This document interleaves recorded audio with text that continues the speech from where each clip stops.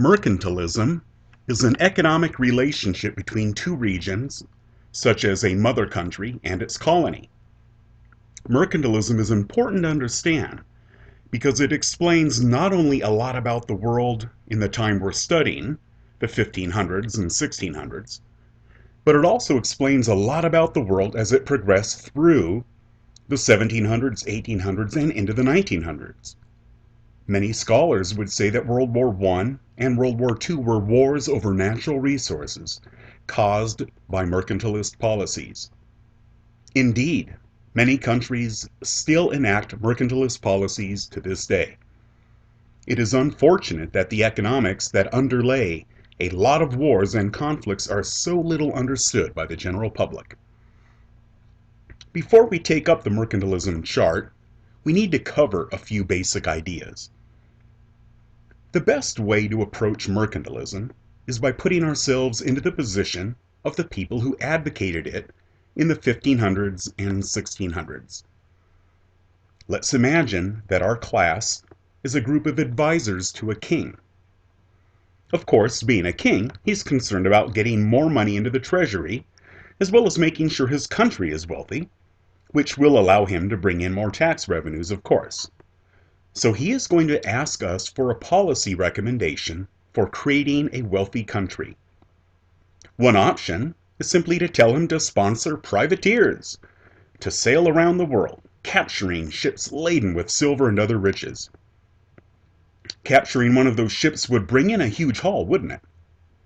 Now, one problem with this is the ethical issue, that stealing things isn't right. But let's put morality aside for now, as people usually tend to do that when they see that they can gain from a situation. Just from a standpoint of self-interest, there are problems with urging our king to set out on a program of capturing ships from other nations. The problem lies in the fact that big prizes, like that captured by Sir Francis Drake, who captured unknown tons of silver, in addition to gold and other treasures from the Spanish, big prizes like that don't come around too often, and so you can't count on them to enrich an entire country year after year. Of course, the more successful a nation's privateering expeditions are, the more likely it is that a country would have to face a reprisal from the people that have been plundered. So we will not advise our king to send out privateering vessels. Instead, we will urge our king to embark on a policy of making things and then selling them to other parts of the world. We can now anticipate our king's next question. If we tell him that we should enrich his kingdom by selling things made in our nation to other areas, he might counter, what types of things should we make? There are two basic types of goods that could be made.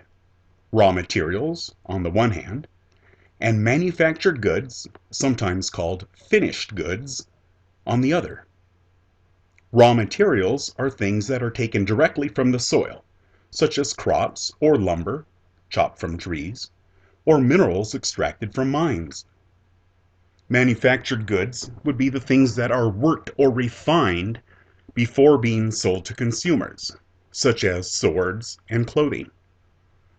A nice example of each would be lumber as a raw material, and the ships made from that lumber would be finished or manufactured goods.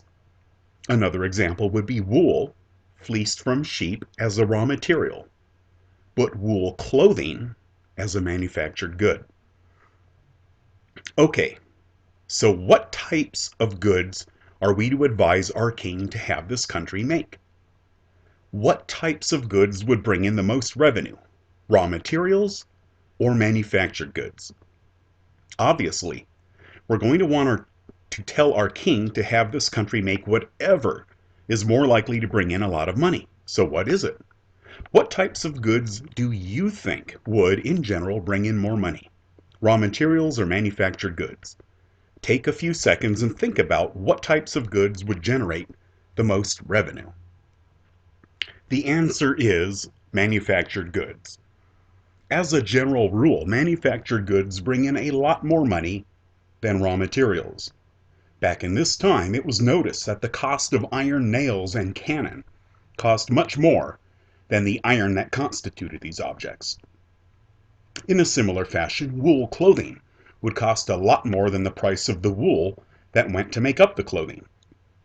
To give a more modern example, a box of cornflakes that typically goes for $3 in the grocery store has between 10 and 15 cents worth of corn in it. Another way to understand how much more money selling manufactured goods would give a country would be to imagine that the room you are in as a warehouse full of goods for sale. What would bring in more money? A room full of laptops, computer monitors, and big screen TVs? Or that same room full of loaves of bread or bags of rice? Now, in case you are thinking of crude oil as a raw material, and as an exception to the rule, sorry, but the crude oil is the exception that proves the rule. As of August 9th, 2013, a barrel of West Texas Intermediate, a benchmark oil, is going for $103.40. That sounds like a lot, and I'm not going to tell you that it's cheap, but the fact is that a barrel of oil has 42 gallons in it. In other words, today, crude oil is priced at $2.46 a gallon, a bit cheaper than you can get a gallon of milk for in a store. What drives home the fact that manufactured goods are more expensive is looking at the current price of gasoline, a product made from refining crude oil. According to the U.S. Federal Energy Information Administration, the average price of gasoline in this country on August 5th, 2013 was $3.62 a gallon, quite a bit more than the crude oil that it came from. Okay, so we are going to advise our king to have our country make and then sell manufactured goods. In the same way, kings and parliaments pursue policies designed to enable them to make and sell as many manufactured goods as possible. Now it's time to look at our mercantilism chart. I'll start by reading the definition first, and then we'll look at the graphic part. The definition here: mercantilism, a system where one country acquires a lot of gold by exporting more expensive manufactured goods while importing cheaper raw materials from other areas. Three main policies were utilized in the mercantilist system. 1. The use of colonies to supply raw materials to and purchase manufactured goods from the mother country. 2. Tariffs on manufactured goods from other countries. And sometimes 3. Subsidies for exports to other regions. Now let's look at the pictures. There are 3 basic sections here. The top right is England. This chart portrays mercantilism from the standpoint of England. You see the treasure chest right by England as accumulating gold by selling expensive manufactured goods as the goal of our policies. Now, this is not to say that England was the only mercantilist country. Any country that had the ability to implemented mercantilist policies: the Dutch, the French, Portuguese, and Spanish. As was explained earlier, the English are going to go about selling manufactured goods. First of all, English businesses will sell them to English consumers. This can be done until French producers start shipping their goods to England and competing with English goods on the store shelves. But if English consumers buy French imports because they're of higher quality or cheaper price, or both, the English factory owners won't be able to pay taxes to the English government. And so the English government will impose tariffs, that is, taxes on imports, on French goods brought in to England. Now, tariffs serve 2 functions. 1, they can raise the price of the imported goods so much that the consumer decides to buy a domestically produced good made in England instead. Or, even if the English consumer decides to buy the French product anyways, that tariff will still take money and send it to the English government. And so the government will make its money regardless of what products the English consumer chooses to buy. Now look at the chart towards the bottom right corner. Do you see the arrow going from France towards England? The thick black line on top of the arrow represents tariffs designed to keep French products from going to England. Now, this mercantilist project doesn't stop there. In addition to selling in England, English factory owners also would like to sell elsewhere. But unfortunately, because the English have raised tariffs against French products to limit the number of French goods sold in England, the French have levied retaliatory tariffs against English products.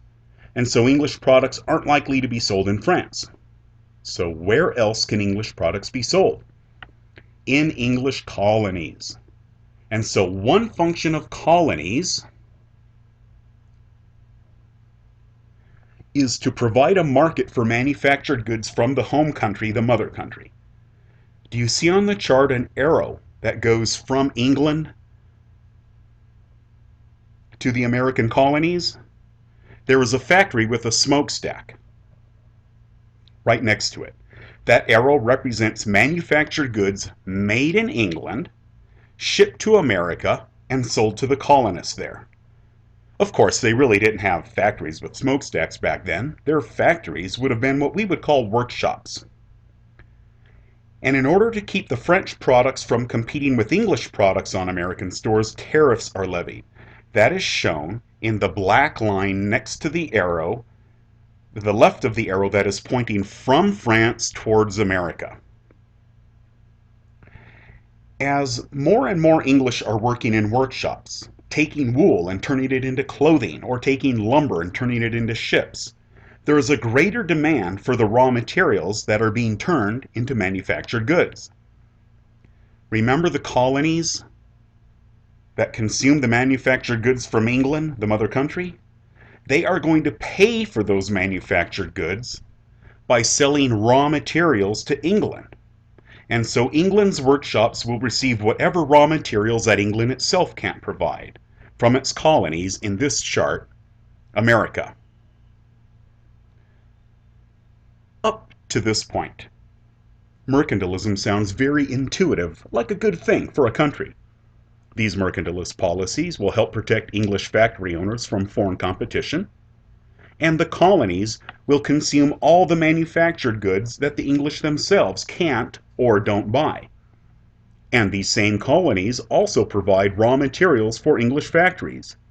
It sounds simple, but rarely in life are things so simple. First of all, let's go back to those tariffs. Levying tariffs on other nations could be seen as a form of economic warfare, because it is taking money from the pockets of the businessmen of another country. Literally not taking money from their pockets, but keeping it from going there to begin with. As you can understand, rising tariffs would increase the tension between two countries. And if you look at the historical record of the 1600s and 1700s, you will find that within a few years after one country raises tariffs against another country, that war between those two countries would break out. What makes this mercantilist policy even more ridiculous is that often, part of the peace settlement at the conclusion of the wars would be a return to the lower tariffs before the war broke out. Why raise tariffs, supposedly in order to benefit your country, if doing so will only get you involved in a war with people who would otherwise be consumers of your products, only to find out at the end of the war that you have to lower your tariffs anyways? Why not keep your tariffs low to begin with and avoid paying for an expensive war? That's a very good question. Another problem is how these mercantilist countries went about acquiring their colonies. Very often they would be acquired through wars against the peoples all over the world who were already there. There was another problem with this mercantilist drive for colonies. It tended to snowball in the sense that if one country was acquiring colonies, it would prompt other countries to do the same. How? Let's go back to our example of England acquiring colonies to provide England with raw materials and to buy English manufactured goods. If France just sat back and did nothing, while England was getting its colonies, think about what that would mean for French businesses. England would be acquiring colonies all over the world, that would be sending raw materials not to France but to England. And so if French businesses wanted to buy raw materials, they would have to pay top dollar for them from English merchants, if they could get them at all. Expensive raw materials would make French manufactured goods more expensive, and when French businesses wanted to compete against English finished goods, the French would be at a distinct disadvantage and would have to raise the prices of their goods in order to pay for those more expensive raw materials. In order to survive then, the French would be forced to send out colonies even if they hadn't originally planned on doing this. Going back to war for a second, not only would mercantilism drive countries to go to war against native peoples, but it would drive those mother countries to go to war against each other, as each country was trying to enlarge its colonial territory or defend its current colonies against encroachment by other colonial powers. The French and Indian War, referred to in European history as the 7 Years' War, was obviously one of those wars. It started with fighting between French and British forces in the Americas, both trying to keep the other out of the Ohio River region. So let's take a step back and review the component parts of mercantilism as well as its problems. First of all, mercantilism involves a policy designed to promote the sales of manufactured goods by the businessmen of a country. In order to do this, that country will raise tariffs against manufactured goods of other countries. In order to increase sales of those manufactured goods and to secure raw materials used in the making of those finished goods, countries will acquire colonies. There are several problems with mercantilism. These policies would increase tensions between countries, which occasionally would boil over into active warfare. Also, the policy of securing colonies often involved war against the native peoples, and in order to defend or enlarge one's colonial empire, wars were often undertaken against other colonial powers seeking the same colonial territory and the same raw materials. Next week, when we look at the Enlightenment, we will examine the writings of Adam Smith and David Hume, who criticized mercantilism and offered a very good alternative. Now, you can look at the Navigation Acts chart, which shows various laws that the government of England enacted in order to impose mercantilist policies on the American colonies.